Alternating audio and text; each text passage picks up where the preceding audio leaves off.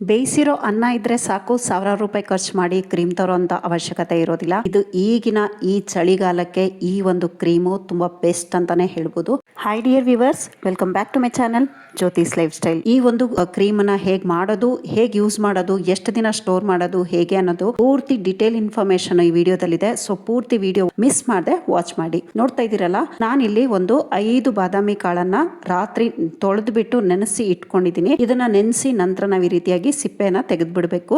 ನೀವೊಂದು ಒಳ್ಳೆ ನೀರು ಹಾಕಿದ್ರೆ ಇದಕ್ಕೆ ಈ ನೀರನ್ನ ನೀವು ಕುಡಿಲೂಬಹುದು. ಸೊ ನಿಮ್ಗೆ ನೀರು ಕೂಡ ವೇಸ್ಟ್ ಆಗೋದಿಲ್ಲ. ಈ ಬಾದಾಮಿ ಕಾಳನ್ನ ನೀವು ಬೇಕಿದ್ರೆ 5 ನಾನು ತಗೊಂಡಿದ್ದೀನಿ.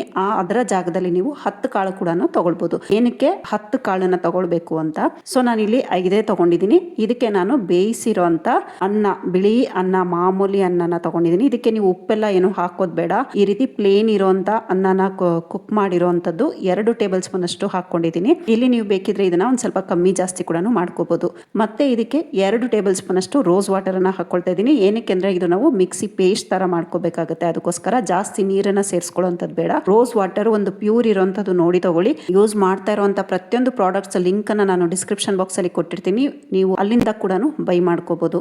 ಕೆಲವೊಂದು ನಾನು ರೋಸ್ ವಾಟರ್ 2 ಲೀಟರ್ ತರಿಸಿದ್ದೀನಿ. ಸೊ ಅದಕ್ಕೋಸ್ಕರ ನಿಮ್ಗೆ ಅಷ್ಟೊಂದು ಯೂಸ್ ಆಗಲ್ಲ. ಅದಕ್ಕೋಸ್ಕರ ಚಿಕ್ಕದು ಕೂಡ ನಾನು ನಿಮ್ಗೆ ಲಿಂಕ್ ಅಲ್ಲಿ ಪ್ರೊವೈಡ್ ಮಾಡ್ತೀನಿ. ನೋಡ್ತಾ ಇದ್ದಿಲ್ಲ, ಈಗ ಇದನ್ನ ಮಿಕ್ಸಿ ಮಾಡ್ಕೊಂಡು ಬಂದಿದ್ದೀನಿ. ಇದನ್ನ ಚೆನ್ನಾಗಿ ನೀವು ಒಂದು ಬಟ್ಟೆಲಿ ಹಾಕ್ಬೋದು ಅಥವಾ ಈ ರೀತಿಯಾದ ಒಂದು ಸ್ಟ್ರೈನರ್ ಅಲ್ಲಿ ಸ್ಟ್ರೈನ್ ಮಾಡ್ಕೊಳ್ಬೇಕು ಅಷ್ಟೇನೆ. ಸೊ ಇದು ನಾನು ಕಡಿಮೆ ತಗೊಂಡಿರೋದ್ರಿಂದ ನನಗೆ ಇದು ಮಿಕ್ಸಿ ಕರೆಕ್ಟ್ ಆಗಿ ಮಾಡ್ಲಿಕ್ಕೆ ಆಗಿಲ್ಲ. ಅದಕ್ಕೋಸ್ಕರ ನಾನು ನಿಮ್ಗೆ ಬಾದಾಮಿ ಕಾಳನ್ನ ಜಾಸ್ತಿ ತಗೊಳ್ಳಿ ಅಂತ ಹೇಳಿದೆ. ಸೊ ಈಗ ನೆಕ್ಸ್ಟ್ ನಾನು ಅಲೋವೆರಾ ಜೆಲ್ ಅನ್ನ ಹಾಕೊಳ್ತಾ ಇದ್ದೀನಿ. ಒಂದು ಅರ್ಧ ಟೇಬಲ್ ಸ್ಪೂನ್ ಅಷ್ಟು ಹಾಕೊಂಡ್ರೆ ಸಾಕಾಗುತ್ತೆ. ಬಾದಾಮಿ ನೀವು 10 ತಗೊಂಡ್ರೆ ಇಲ್ಲಿ 1 ಟೇಬಲ್ ಸ್ಪೂನ್ ಅಷ್ಟು ಅಲೋವೆರಾ ಜೆಲ್ ಅನ್ನ ತಗೊಳ್ಬೇಕು. ಇದು ನಮ್ಮ ಸ್ಕಿನ್ ಅನ್ನ ಸಾಫ್ಟ್ ಮಾಡುತ್ತೆ, ಮತ್ತೆ ಪಿಗ್ಮೆಂಟೇಶನ್ ಇರೋದನ್ನ ಲೈಟ್ ಅನ್ ಮಾಡುತ್ತೆ. ತುಂಬಾ ಒಂದು ಸ್ಕಿನ್ ಗೆ ಮಾಯಿಶ್ಚರೈಸ್ ಕೊಡುತ್ತೆ. ಯಾಕೆಂದ್ರೆ ಚಳಿಗಾಲದಲ್ಲಿ ನಮ್ಮ ಒಂದು ಸ್ಕಿನ್ ತುಂಬಾ ಡ್ರೈ ಅನ್ಸುತ್ತೆ. ಸೊ ಡ್ರೈ ಇದ್ದಾಗ ಪಿಗ್ಮೆಂಟೇಶನ್ ಕೂಡ ಜಾಸ್ತಿನೇ ಕಾಣುತ್ತೆ, ನೀವು ಅಬ್ಸರ್ವ್ ಮಾಡಿರೋ ಹಾಗೆ.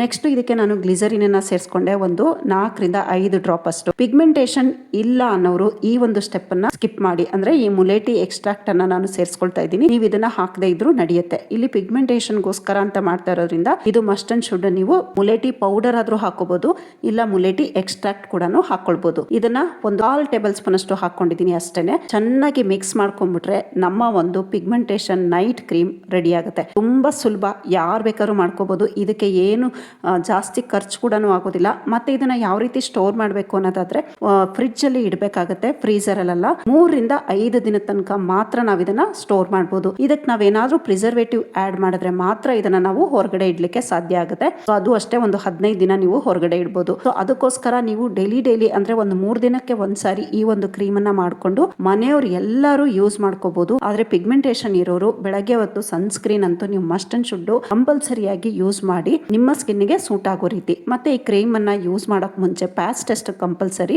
ಪ್ಯಾಚ್ ಟೆಸ್ಟ್ ಅನ್ನ ಮಾಡ್ಕೊಂಡು ನಂತರ ಯೂಸ್ ಮಾಡಿ.